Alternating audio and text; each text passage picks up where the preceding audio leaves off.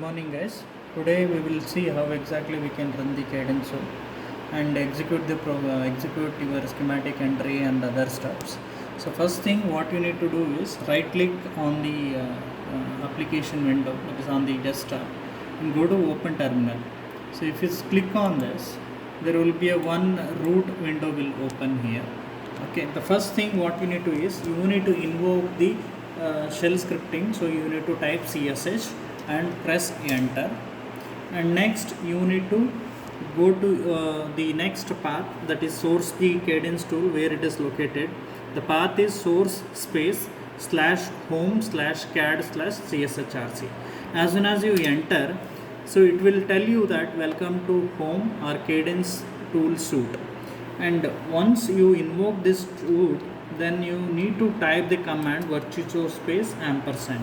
So this is the command what we are using to invoke the cadence complete suite. This is basically a design environment, analog design environment of cadence. So enter this, you will get a license code there. So this is different for different applications, and then there will be a two windows will open. One is overview. This is nowhere is required for us, so you can close this window and go to the virtuoso. Here you will see the cds.log file. So this is basically, it is like a console window. So this console window, what it exactly does is, it is going to gives you any error or any warnings pertaining to license or any of pertaining to your schematic entry, layout entry and other stuffs. So now what you need to go do is, first thing you need to create your own library. So go to tools, and in that select the library manager. Once you select the library manager, you will get a set of library managers here. So these are the few libraries already which is existed will be your inbuilt library. So GPDK 90, GPDK 180, GPDK 45, and here this is a SBG, it's a one more library which is user defined. So I need to create my own library first. So what I'll do, I'll go to file, select new, in that file new, in that I'll go to library. So as soon as I'll click on that, the library name you need to give. So I'll give RNS as the library name and click on OK. So as soon as I'll click on OK, so there will be a one more window will pop-up window will open. Okay, you need to choose that. So it will ask for technology file for new library. So now my library is user defined RNS. So I need to, what I need to do, I need to check the technology file already existed or whether it is already existing technology I need to attach. There will be a 4 options it will ask for. So in that I am selecting attach to an existing technology library. Click on OK. So once you click on OK, it will ask which library you need to attach. So I am going to design all the circuits in the 180 nanometer technology. So I need to select GPDK 180. So what is this GPDK 180 stands for? Generic Process Design Kit. Okay, that is what we are using for 180 nanometer. GPDK 180. Click on OK. Now as soon as you click on OK, you can see in the Virtuoso window there will be a message displayed. As I told you before, Virtuoso window will be acting like a console. So this will gives you a message, design library RNS successfully attached to the technology library GPDK 180. After that, so now once again I'll go to library manager, tools library manager. You can see our library. Now in this library, is there any cell or any view? No views and no cells. So what you need to do, after selecting this RNS library, go to file, new, create a cell view. Now as soon as you click on that, there will be a new file window will open. There you see the library will be RNS, and here first experiment is an inverter. Okay, inverter. So I am typing the cell name as an inverter.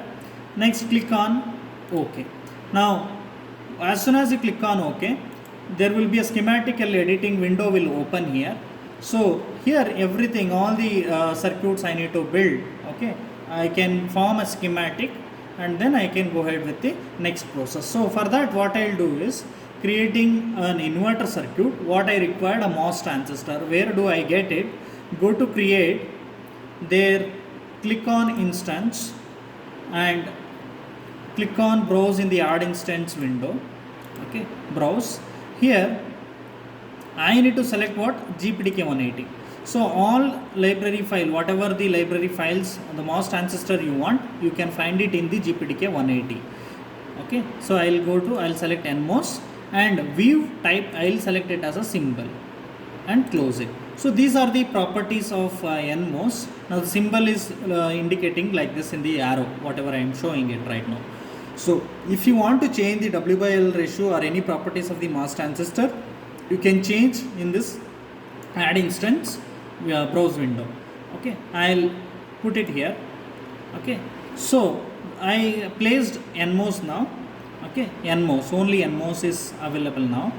So what I'll do is, next is I need to place a PMOS also. So what I'll do, rather than I'll go to create an instance, a shortcut button is I'll press I. So it will go to, once again we need to select GPDK 180. In this I need to select a PMOS and then close it. And then if you doesn't want to change any properties of the MOS transistor PMOS, then make it default and hide it and place it wherever you want. And if still the PMOS will be existed in the mouse cursor, so escape, then automatically it will goes off. Next, what is done? Now I have a PMOS and NMOS is placed.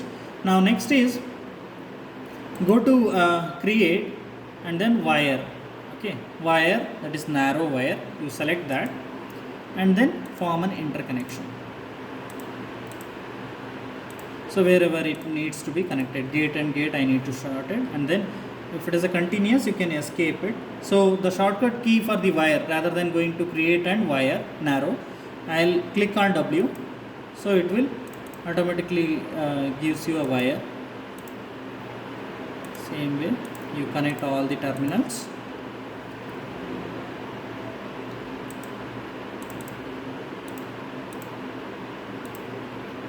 Okay, so my interconnection is done. Now I need to give the pins here. So how do I give? Create, go to pins. So I'll give a pin VN and direction you need to choose input.